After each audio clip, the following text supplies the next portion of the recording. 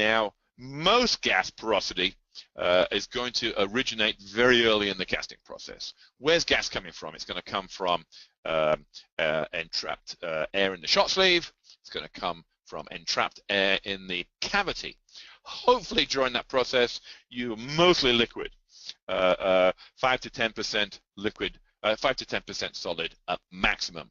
And so it's going to represent the first column here. So gas that gets entrapped during the injection process, very low solid fraction, and so that's the reason why gas porosity is normally spherical in nature.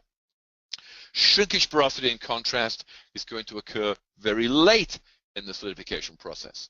And so when shrinkage porosity generally doesn't form at 5% solid, 10% solid. It forms at 90, 95, 100% solid, and therefore it's represented by the right-hand two columns. And so shrinkage porosity, because of its nature, because it's forming late in the process, is going to be jagged in nature. And so, yes, the initial assumption that we made often tends to be true, but it's for a different reason than we're talking about. And this is why I wanted to kind of discuss the physics of porosity formation.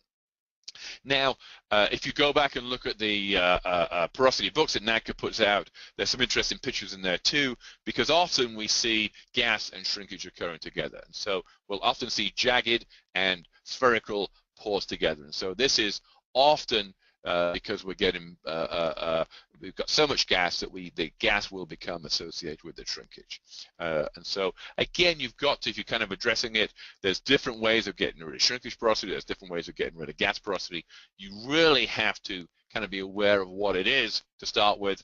And in die casting, it's often not easy. Okay, so let's talk a little bit about shrinkage porosity first. And so here we have a schematic of a casting, and the idea is that we're gating it from the bottom here. We've got this spherical casting, or circular casting, maybe solid on the surface, which is the dark color gray, liquid in the middle, and then we have the light gray is the mushy zone between the solid and the liquid. And so mushy is really, here's a kind of a blow up of the mushy zone. And so mushy is really partially solid and partially liquid. We're getting dendrites of solid forming, but there's still liquid between them.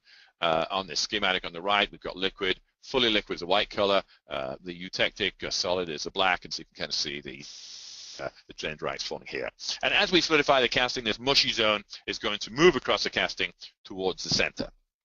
So inside the mush is where the shrinkage is going to form at the last part to solidify, basically at the base of the mushy zone. You can kind of see the red dots here are showing the porosity that's forming.